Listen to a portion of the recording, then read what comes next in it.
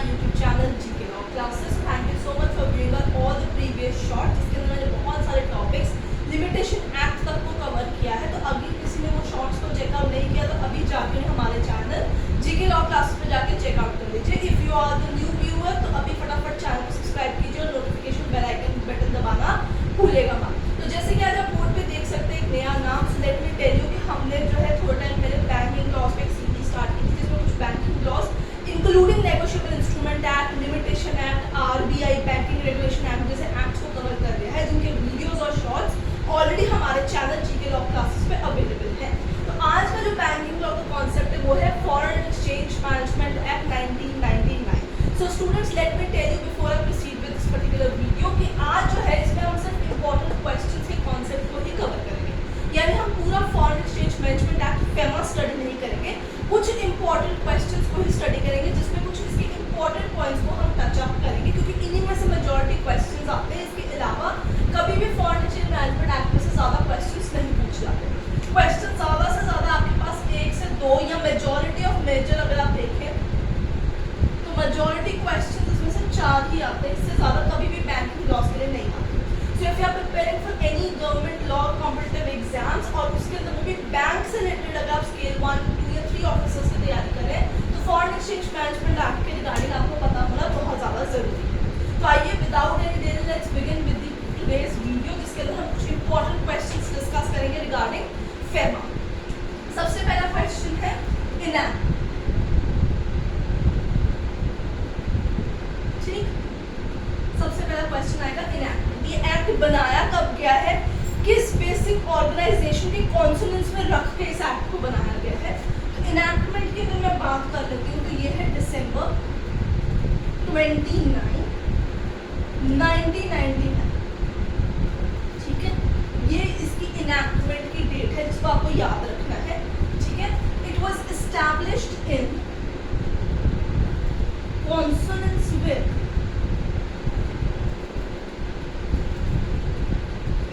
established in consonance with the framework of, अब मैं बताऊंगी किसके फ्रेमवर्क के कॉन्सोनेंस के अंदर जो है ये बनाया गया है, that was World Trade Organization, WTO के फ्रेमवर्क के बेसिक कॉन्सोनेंस के अंदर जो है इसको फ्रेमवर्क किया गया है। This is a very important point. Now next question पे चलते हैं। तो पहला क्वेश्चन आपका बन जाएगा the date of enactment and the consonance of whose framework. तो आपको ये दोनों पॉइंट्स जो है ये याद रखने हैं वहाँ पे। अगला इंपॉर्टेंट क्वेश्चन चेकआउट करते हैं। आप वीडियो को टाइमली पॉज करते जाइए, उसके अंदर आप जो है इन क्वेश्चंस को प्रॉपर्ली पेन डाउन कर सकते हैं। मैं क्वेश्चन के आगे क्वेश्चन का नंबर मार्क कर रही हूँ। आगे चलते हैं नंबर 2 क्वेश्चन। ठीक है, नंबर 2 क्वेश्चन है it paved for which act. कौन से एक्ट के लिए इसने आगे जो है एक आप कह सकते हैं रोड क्रिएट कर दी, तो वो था prevention of money laundering act. आप देख रहे होंगे मैं आगे ईयर नहीं मेंशन कर रही हूँ, तो वो आप अकॉर्डिंगली अपना पेन डाउन कर सकते हैं फ्रॉम द बुक, क्योंकि आपके लिए बेसिक क्वेश्चन ही जानना जरूरी है। सो कौन सा हो गया आपका PMLA जो एक्ट है, इसको इसने जो रोड है वो प्रोवाइड की। So it paved the way for the prevention of money laundering act. अब जब आप फॉरा पढ़ते हैं इसके अंदर आप देखते हैं फेरा पढ़ते हैं, फेमा पढ़ते हैं और PMLA पढ़ते हैं। तो मैं आपको बता दूं कि जब भी फॉरेन एक्सचेंज के अंदर कोई भी धांधली होती है, बाहर से मनी आती जाती है और उसके अंदर धांधली की जाती है, तो मनी लॉन्ड्रिंग एक्ट का यूटिलाइजेशन करके उस पर मनी लॉन्ड्रिंग का केस फाइल किया जाता है और इन्फोर्समेंट डायरेक्टरेट वहाँ पे स्टेप इन करती है अंडर द फेमा एक्ट और prevention of money laundering act के तहत वो केस फाइल करके जो है छापे लगाती कंट्री के अंदर, पकड़ती है जो लोग मनी लॉन्ड्रिंग कर रहे होते हैं। ठीक है, so this particular act of FEMA, ठीक है, this particular act it enables the government of India to pass the laws regarding foreign exchange in tune with foreign trade policy of this country यानी India. तो हम बात करेंगे, अब आगे चलेंगे it replaced which act। अगला क्वेश्चन आ चुका है आपके पास। ये डिफिकल्ट बिल्कुल भी नहीं है, है, छोटा सा एक्ट है, इसलिए हम इसे इसी तरीके से पढ़ते हैं, इसके कौन से क्वेश्चन है। तो अगला क्वेश्चन चलते हैं, replaced whom? Now the question is, इसने किस एक्ट को रिप्लेस कर दिया है? फेमा ने किसको रिप्लेस किया है? उसने फेरा को रिप्लेस किया। फेमा रिप्लेस्ड फेरा, फेरा ऑफ 1973, इस एक्ट को रिप्लेस कर दिया। फेरा माने फॉरेन एक्सचेंज रेगुलेशन एक्ट, ठीक है, foreign exchange regulation act of 1973, इस एक्ट को उसने रिप्लेस कर दिया। Now let's proceed with another question. I hope आपको आज ये नई तरीके की वीडियो पसंद आ रही है। अगर पसंद आ रही है तो कमेंट सेक्शन में डबल थम्स अप कर दीजिए। कोई डाउट है तो आप हमें कमेंट सेक्शन में बता सकते हैं। आगे चलते हैं, अगला क्वेश्चन देखते हैं। That was the question number I think 1 2 3 questions have been done, so we are proceeding with the fourth question, that is with effect from. ये एक्ट किस दिन से, कौन से महीने से लागू होता है? With effect.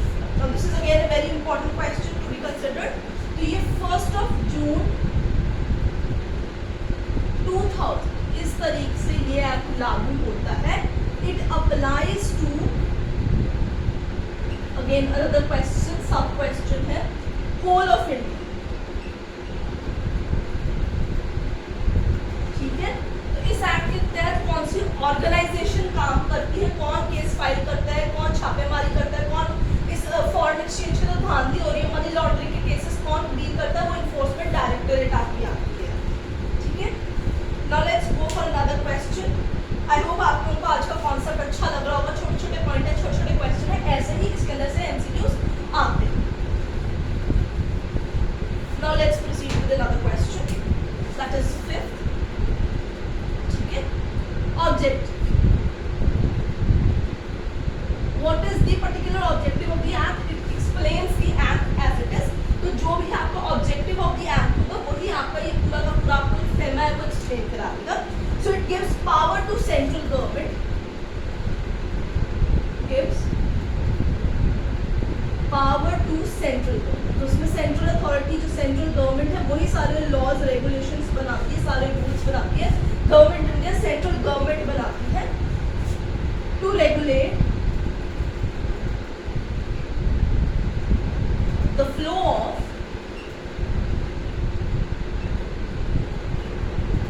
payments to and from a person situated outside the India।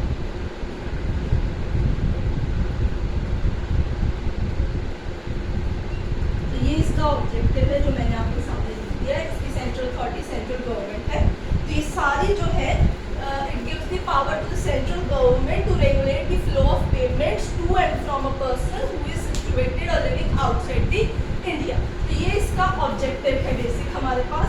इसके अलावा मैं आपको बता दूं कि जितने भी financial transaction regarding foreign securities या फॉरेन एक्सचेंज किए जाते हैं वो कभी भी without the approval of this particular act conduct नहीं किए जाते हैं। तो जितने भी फॉरेन एक्सचेंज या फॉरेन सिक्योरिटीज की ट्रांजैक्शन होती है वो हमेशा फेमा एक्ट के कॉन्सोनेंस के अंदर होते हैं, उसके प्रोविजंस के रिगार्डिंग भी किए जाते हैं। Now let's come to another question. The question number is 6, the headquarters of FEMA,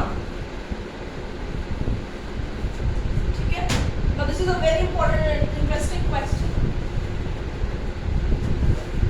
सो हमारा अगला क्वेश्चन रहेगा the headquarters of, HQ means the headquarters, the headquarters of FEMA. Right now again this is an important question because इसके headquarters का नाम क्या है। Name की पहले हम बात करेंगे। इन्फोर्समेंट डायरेक्टरेट यानी ईडी,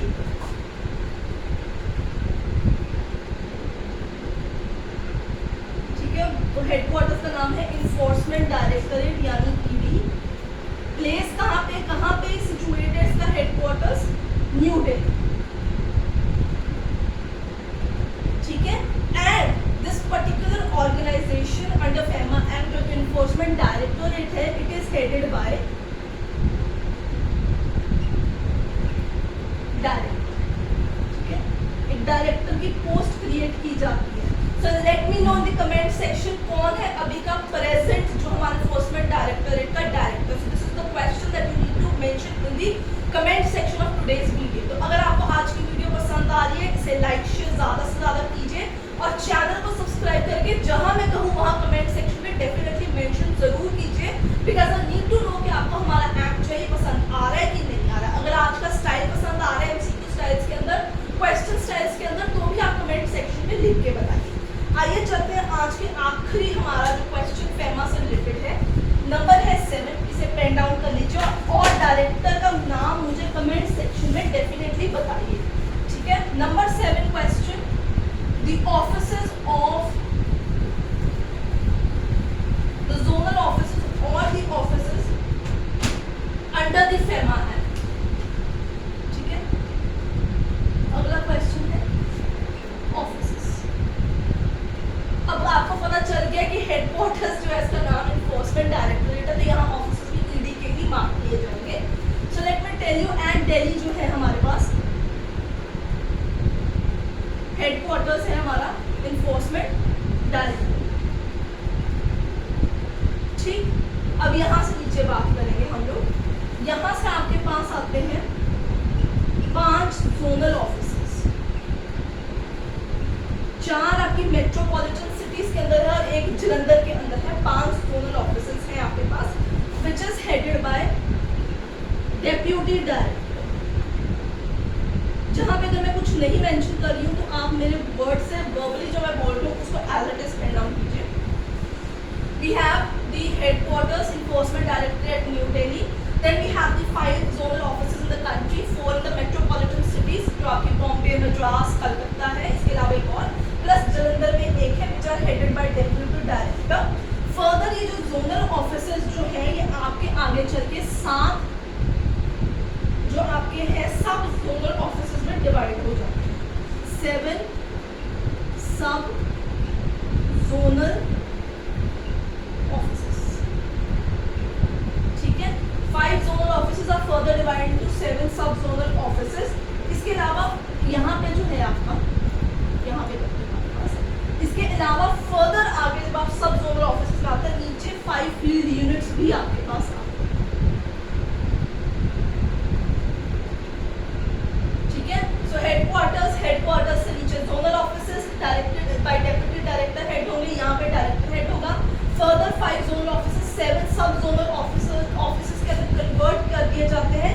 इसके अलावा 5 फील्ड यूनिट भी होते हैं जिन्हें चीफ इन्फोर्समेंट ऑफिसर, सीईओ यहाँ पे चीफ इन्फोर्समेंट ऑफिसर है, वो हेड करते हैं आपके यूनिट्स या सब डिविजनल आपके offices. So student, this was all regarding the FEMA foreign exchange management act, जिसमें आज हमने 7 इंपॉर्टेंट क्वेश्चंस जो है वो डिस्कस किया है। वो आपको